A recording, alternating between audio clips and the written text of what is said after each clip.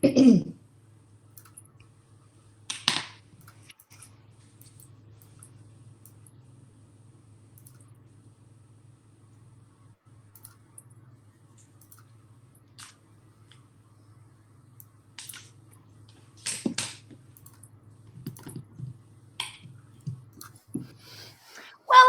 and good evening and welcome to the virtual gin festival. My name is Susannah and I am from York Gin, and this is my fabulous colleague.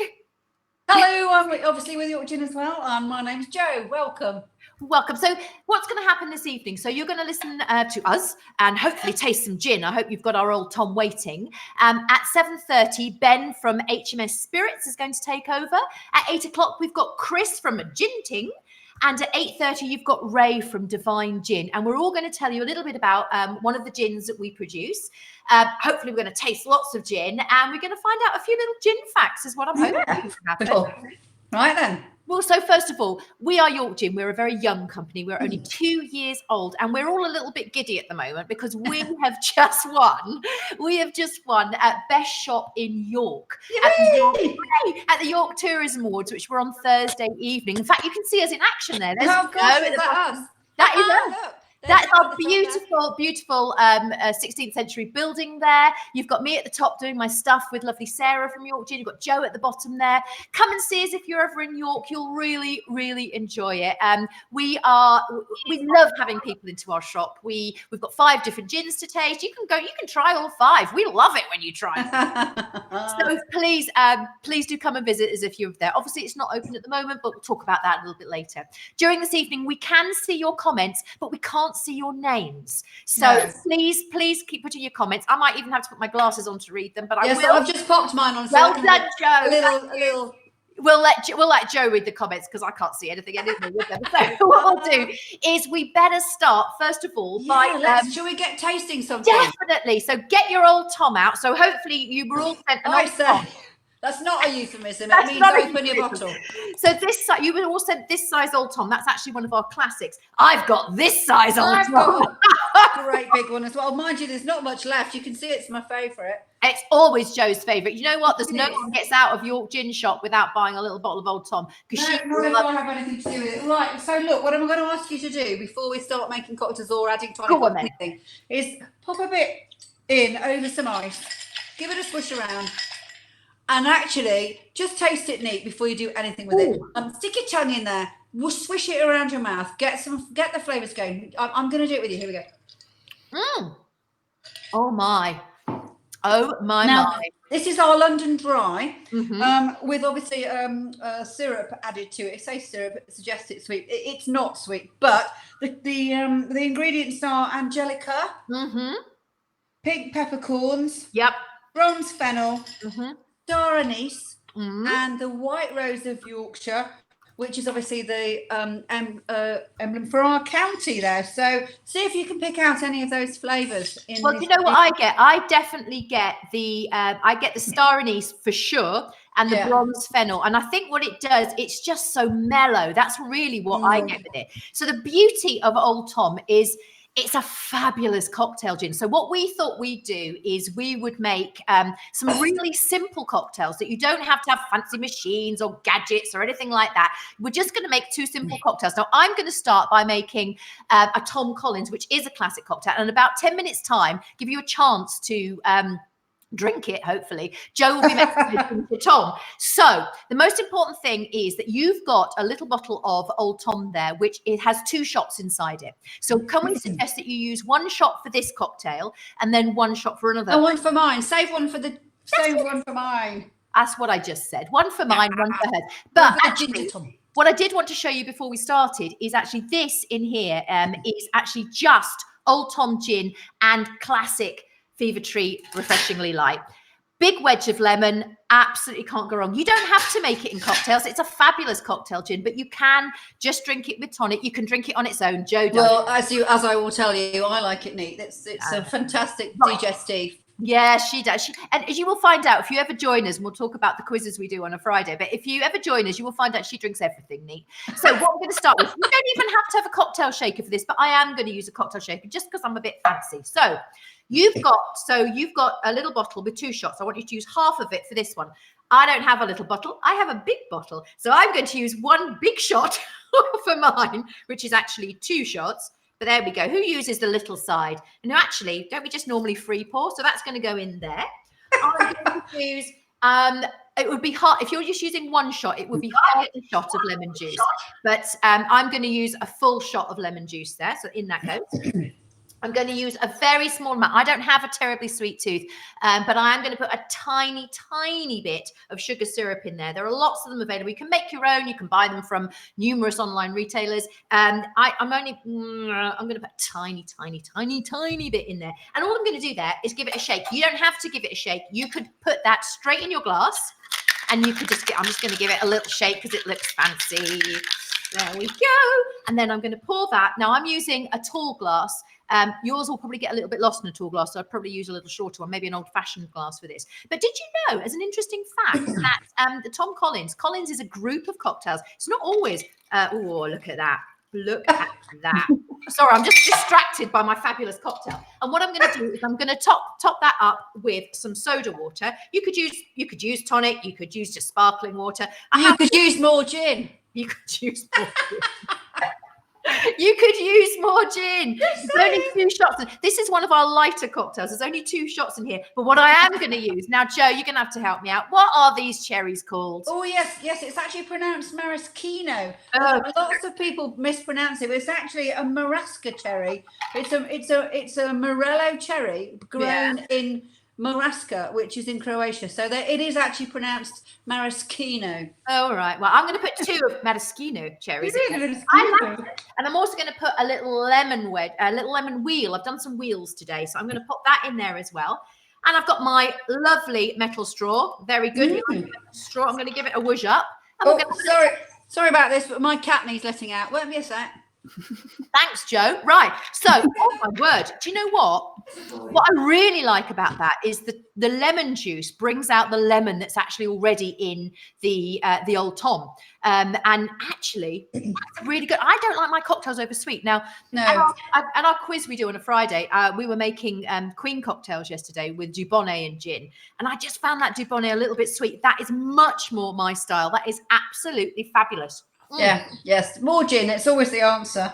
More gin is always the answer. Right, so I'm just going to tell you a little bit about the history of Old Tom now. What is an Old Tom? What does it mean? Well, actually, it's very hard to know exactly where the name came from. And cats and gin have always been linked.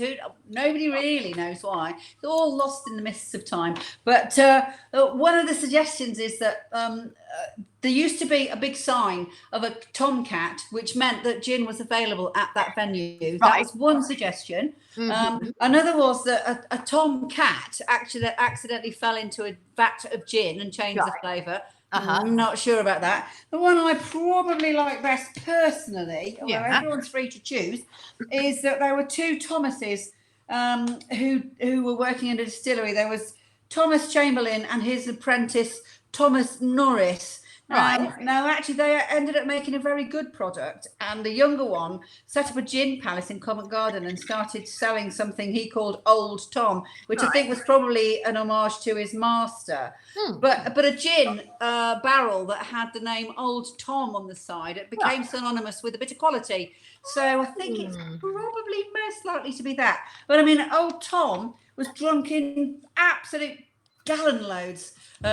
Because what happened was the gin that was produced at the time wasn't that great. The distillery process was a bit rough, and so they would make it taste a lot better by adding this syrup to it and make it a lot more palatable. They put all sorts of nice syrups and whatnot in it to disguise the fact that they put sulfuric acid and who knows what in there, likely to kill you. I know, it was like formaldehyde, wasn't it? They put it. Right. It's shocking. Anyway, so it was drunk in the shed loads until about the 1940s, when people their taste grew a bit more towards the dry. They preferred the London dry, and also by that time the distillery process had worked itself out, and you no longer actually needed to add something to make it taste nice. So that was that. And it's actually come back to us in about 2007 with Christopher Hayman, who came and decided that we would resurrect the Old Tom, and hurrah for him! Because hurrah we now have in front of you. Well, the good news is, England's best Old Tom. It's official. It is it is England's best Old Tom. We'll talk about the awards in a minute after. Exactly. You tell us how it's made, darling. Okay, yes, I will, of course, because what we do now, we just talked about a London Dry there. Now, that's quite an important thing. A London Dry means, and I'm sure you all know because you're all big gin buffs, but a London Dry means that nothing can be added after the distillation process. So officially, an Old Tom is not a London Dry, even though it starts life as a London Dry. It has a solution added to the end of it. You already know what's in it. Joe's already told you. But here is a picture of the fabulous Andrew. Yay! Now, Andrew Pern, we'll give him a big clap. But Andrew Pern, and actually he's got his head chef next to him there, and our director Emma, who's in the middle there. And let's not forget his puss cat. Oh, let's not forget the puss cat. We always take pictures of Old Tom gins with cats because it justifies. In fact, last week we did our whole quiz on cats and gin. It was amazing. But what we've got here is, of course, we don't need to forage to make our gin taste better. Our gin already tastes great. So what we're actually doing is trying to make a different type of gin.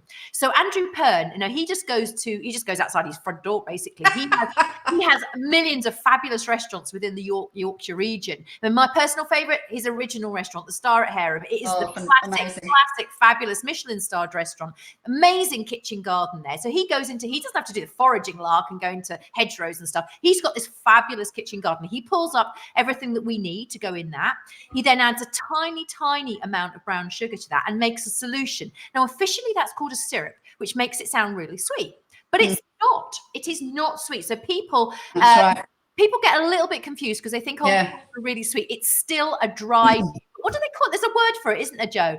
What's that now? What do they call it? There's a word. There's like a little phrase about an Old Tom, isn't there? Is it the missing? What is it? The missing link between Geneva's and the London Dry, because it's drier than Geneva's but sweeter than a London Dry.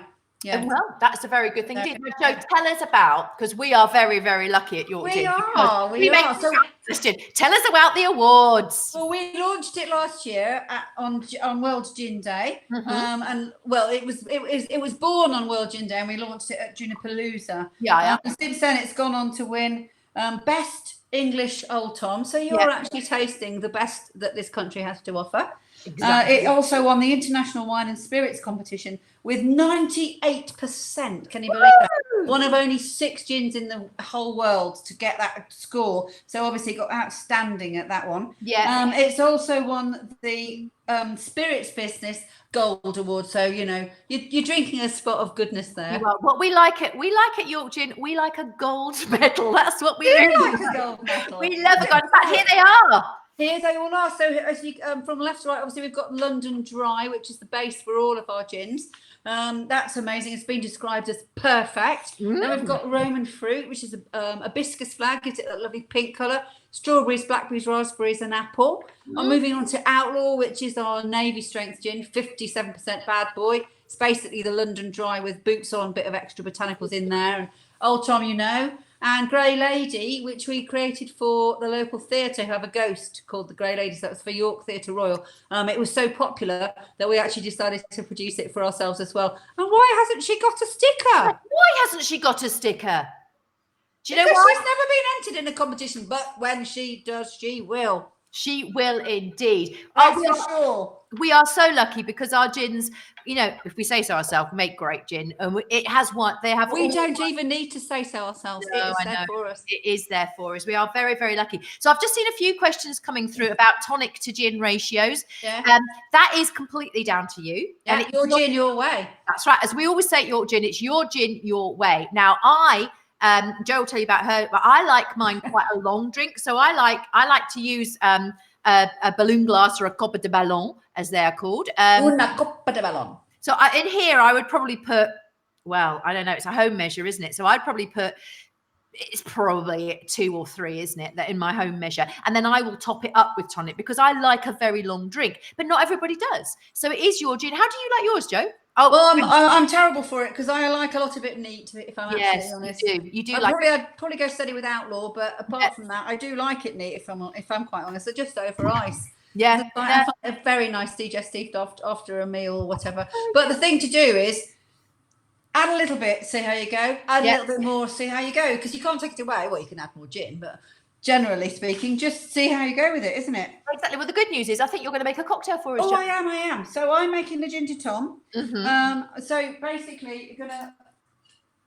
here's one I started earlier in true Blue Peter fashion. So I've got a whole lime squeezed into here with some mint leaves. I've muddled those up earlier, so they're all nicely muddled. And then I'm going to add my Old Tom. It's actually 4 measures of Old Tom. So I'll I know I'll be on the floor by the end. I know you will. 3. Well, don't mind if I do. There we go, in with 4 measures of Old Tom. And just the right amount of ginger ale is actually one of these cans of Fever Tree, the small ones. So if I pop that in there, here's some ice I put in earlier, obviously, and my ginger ale. Top it right up there. I've also added some just a little few scrapings of fresh ginger because I actually quite like the fire. That's not necessary, but I do actually like that. I'll give it a little stir. So cheers. Let's have a see. Cheers, Jojo. Have a little taste. Oh, yum-ty yum scrum. That sounds amazing. So what we do at York Gin, on every Friday, obviously our shop is closed. We're really sad that our shop is closed because we love working there. But what we do, just to keep sort of everyone happy and to make sure we have a bit of fun as well, on a Friday night, we have what we call our Friday night gin in. So every week there's a sort of theme. It's 6 o'clock on our Facebook page, which is York Gin Facebook page. So it's Jo and I. Basically, what do we do, Jo? We generally get rather tipsy and have a laugh. We work hard at getting some fun questions together, and it's all, you know, that there is actually a rhyme and reason to it, but along the way we make a few, we drink a few, and we have a laugh. We do. So it's only Friday nights for an hour. It's 6 o'clock. You don't have to watch it live. You can watch it after the event. There's always a link to it on our Facebook page. But what we thought we'd do, and one of the reasons we do it is because we raise money for charity. So we're currently raising money for St Leonard's Hospice, which is one of the hospices in York, which is an amazing organisation. But of course, and of course the Cats Protection League. We do gin as well. We do. So what we thought we'd do, we've only got a few minutes left. Obviously, everyone has a short time. What we thought we'd do is we just give you a taste of what we do on a Friday night to see if you like it. If you like it, join in. There are no right, we don't care if you get all the questions right or you get none of the questions right. As long as you're having a gin and tonic. As long as you're having a gin. You can put your answers in the comments. You can keep them to yourself. You can write them down. You can do whatever you like. It is just for fun. All right. Having said that, on the gin quiz on a Friday, on the gin get together, there is always a gin prize giveaway. And a discount code and a discount. So you can save yourself some money and have a bit of a laugh. And I think there's a code coming at the end of our little presentation as well. So stay tuned for that. So what we thought we'd do is we give you a little flavour of what we do on a Friday night. So if you're ready, we've got question 1. So you're up first. It's right. It's my question, and it's all about the film Meet the Parents. Now, Meet the Parents has the very, very, very lovely Robert De Niro. But what I would like to know is, in Meet the Parents, which gin-based cocktail does Robert De Niro's character drink? And he drinks them throughout the film. Now, eagle-eyed listeners and viewers, I have already mentioned this cocktail, so you're in with a clue. That's a massive clue. And there's a little bonus point there. Can you tell us the cat's name? What is the cat called in Meet the Parents? But the main question is, which gin-based cocktail does Robert De Niro drink throughout the film? Very nice. I love that picture of him with the pussy. It's so fab. I do too. Right then, now over to moi. So there should be a picture coming up any second now. There it is. This is called a Puss and Mew. What was it for? And how did it work? There's got to be a story. And how did it work? There's the original one there on the right hand side, the very first. You can't see it, but it does actually say Old Tom under there. And on the left is a fabulous one we have in our shop, which was made for us by Pure Palette. So he looks a right grumpy old character, doesn't he? He does. He is the original grumpy cat, that one. He is hilarious. And people want to buy it all the time. And I know. We're not letting them buy it. We always have to frisk Susannah down when she's on, in case she's had it into her handbag. Exactly. There are lots of right answers coming along. I can see the comments coming in. Most of you are right. Yes, someone's got the puss cat right as well. Brilliant. All right, the next question. So this is a phrase that somebody said. Who said this? He said, I don't know what reception I'm at, but for God's sake, give me a gin and tonic. And this one is multiple choice. Was it Dennis Thatcher? Was it Boris Johnson? Or was it Freddie Mercury? I don't know what reception I'm at, but for God's sake, give me a gin and tonic. Was that Dennis Thatcher? Was it Boris Johnson? Or was it Freddie Mercury? There you go. It wasn't Susannah Baines. It might have been me, actually. All right, if you can talk. Losing our time, Jo. We're always speaking. Right then, on to moi. Next question. Oh, I'd love to go out with this girl for a night out. Do you know what? The only time I ever enjoyed something was when I accidentally got gin in the something. What does she actually do? Accidentally do? Fill in the missing words. I love that because you could put all sorts of things in there. Keeping it clean. Keeping it clean. Let's not do that, Jo. And Jo, I think we're staying with you for the next question. Oh, is it me again? Yes. Good Lord. Okay then. Here. Oh, don't you just love this? Of all the gin joints and all the towns in all the world, and she had to walk into mine. Oh, you probably know what this is. I hope you do. What a fabulous film this is. What's it called? Which film is that? Oh, which film is that? It's one of my favourites. Yeah, sorry. I'm not sure I can get through that without a tear. Can you? No. So it's 16 at South Bank Avenue. Oh, Emma, we can hear you. Emma, we can hear you. I don't know. Sorry. Emma, that was Emma telling everybody her home address. and her official York gin dog, Mr. Barky McBarkface. Yes, Barky McBarkface barking in the background there. Okay, so that was the film. That was the film question. So the next question is now, according to statistics, these are the 2018 Statistica data. Which country has the highest gin consumption? Now, interestingly, on this one, there may be two different countries that you may have heard of that have this because it actually changed. It changed in about 2016. Quite significantly, actually. Quite significantly changed. Yeah. The most up-to-date statistics we have are for the 2018. Yeah. Which country has the highest gin consumption?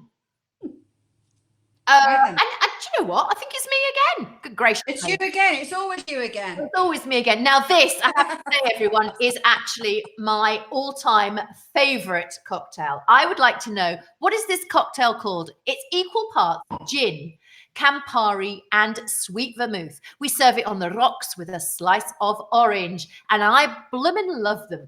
So what is this? It is a very, very famous cocktail. I think you'll know it. Equal parts gin, Campari, and sweet vermouth. Yummity scrummity. It's called a num num, isn't it? It's called a num num yummity yum yum. That's what it's called. The good news is we're only going to give you a few questions, which is just a little sample of what we do on a Friday night. So we're going to now go back and we're going to give you the answers. Right then. So my first one. It's you again. It's me again. The first question, Robert De Niro. Loads of people got this right. It was, of course, the Tom Collins. And as a little bonus, the pussycat was called Mr. Jinx. Now, the reason why Robert De Niro was drinking Tom Collins's throughout the film was because he'd been in an earlier film called Casino.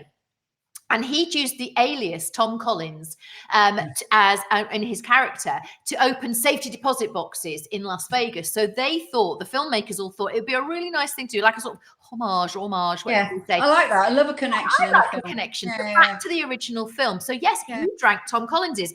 I'm actually nearly through mine, and I'm really enjoying it. I'm putting a dent in mine, but I'm steady. I'm being steady. Right. Okay. So moi. Question two. It's my turn now. So yes, what does this amazing thing? Do you know this was the world's first vending machine? It's called the Puss in Mew. And what happened was there was a gin act in 1736 because London had become, well, let's be honest, completely and utterly drunk. And so they thought they ought to sort something out. So Parliament passed this act in 1736 saying that you'd have to pay 50 quid if you wanted to sell small amounts of alcohol. Now, £50 is worth about 7,000 in today's money, and no one had that kind of cash. There was a soldier slash spy who was down on his luck. It was Captain Dudley Bradstreet. He was looking at a way to make some money, and he read through the act several times and actually found out that if you couldn't be seen and no one could identify you, you could actually sell small amounts of gin anonymously. So what he did was he went and got himself this massive wooden pusscat made and stuck it outside his door. Yeah. I didn't know through the populace, if you like, that if you put some money in the cat's mouth, he would sell you some gin. So the people would come along and go, puss, puss, have you any gin? And he would go, mew. Mew. The jaws would open. Yeah. In would go the penny or the tuppence. Yeah. And out would come the gin. Captain Bradley would pour the gin through, and it was so popular. Honest to goodness, I mean, lots of people copied it subsequently, but his neighbours couldn't even get in their house. The street was so busy. Can you imagine? Can't you? That's everybody was desperate for a bit of this cheap gin. So yeah, it worked very well. World's first vending machine. But is it also not great for social distancing as well? Yes. Yeah, that's it. Your gin, you know how to sell your gin. Go open the shop. There you go. Nobody needs to see us. It just passes through. That's right. Darling, we're staying with you, I think, for the next question. Oh, it's me. It's me. It's of course. Who is it? It's of course Dennis Thatcher.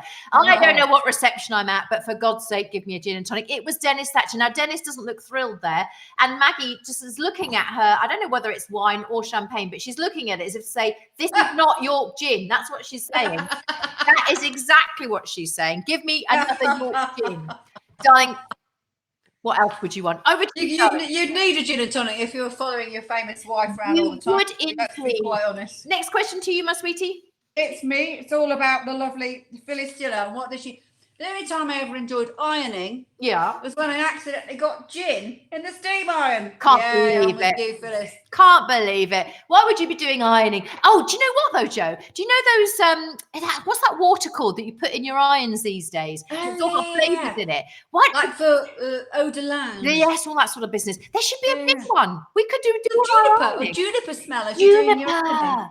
That'd be an amazing idea. That is a great, great idea. Oh, York gin, Emma, if you're listening. Yeah, we know she's listening because we just heard her. But if you and not Barky McBarkface, what's not one of those? We are staying with you, my lovely. Oh, is it me again? Oh yes, which film is this? Of course, it's Casablanca. The lovely Humphrey Bogart and Ingrid Bergman there, and the cocktail that they asked for with the gin in it in the film was actually a French 75, which is a gin and champagne based cocktail. Oh, you've got to cry. You've got to love it. You've got to have a gin. We love that. Now, I've seen some very interesting answers coming through for the highest gin consumption for the country. I've seen some really strange answers coming through, but actually also lots of right answers. At the moment, the answer is Spain. It is Spain. Now, if you Googled this, you naughty people, if you Googled this, you may have come up with the answer Philippines. The Philippines was the highest until a couple of years ago, but these days it is Spain. And Jo, have you ever seen a Spanish gin poured light? I'm not being funny, but when we actually normally have our gin, it's very, very light. So what we normally do is we pour until we say stop. I've got a fairly feeling we've stuck. Oh, is it me? I'm back on again. So the good news is the answer to that one is Spain. The answer to my last question was, of course, Negroni. Negronis are my absolute favourite cocktails. I drink them throughout my time in Italy. They are just utterly, utterly delicious. Sadly, everyone, we've run out of time. I think we've been cut off on our prime. Thank you so much for joining us. There is a discount code. And the discount code is virtual. Virtual will get you free postage and packaging on any of our gins, and it's www.yorkgin.com. It's super easy. There's our shipping code. It's virtual at yorkgin.com. If you go on there, you will get free shipping. It's normally about £6.70 a bottle. Go on. We've got lots of lovely things. We've got our fabulous glasses. We've got all sorts of things. It's been absolutely our pleasure to be here tonight. I think we're handing over to Ben from HMS Spirits. So good luck, Ben, and good luck, Chris, and good luck, Ray, with all the other distillers. Hope you have a wonderful, wonderful evening, everybody. And it's goodbye from me, and it's goodbye from Jo as well. Goodbye. It's lovely to meet you all.